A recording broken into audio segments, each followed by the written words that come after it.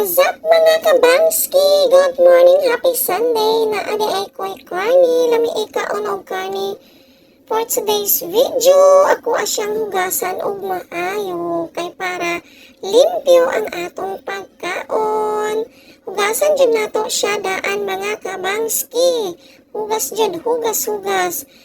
Then ato siyang mikos-mikoson og maayo para matanggal ang danlog-danlog sa karni mga kabangski. Then, atong ipagawa sa atong mahiwagang kalaha. Atong imutang ang atong karni sa kalaha. Kung buhaton dahil karon, pork chop. Akong lutoon pork chop. Ato sa siyang ibutang sa kalaha. Pasiritan og tubig. Kaya ato siyang latandaan mga kabangski. Kanatong asin o paminta. Ang paminta, pampawala siya sa langsa mga kabangski. Pati ang bawang. Ano na siya.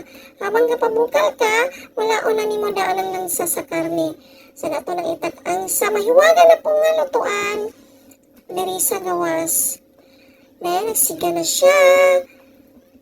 Pagbukal anak mga kabangski. Taog-tauran ka na. Bukal na siya mga kabangski.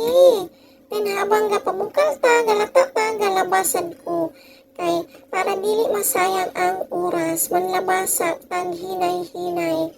Para naapot tayo laing na trabaho habang galata ta. Anak lang.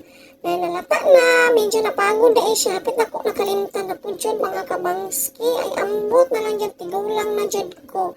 Pero sige lang okay ra. Pagaw sa putang isa kakalaha, butangan na to o mantika.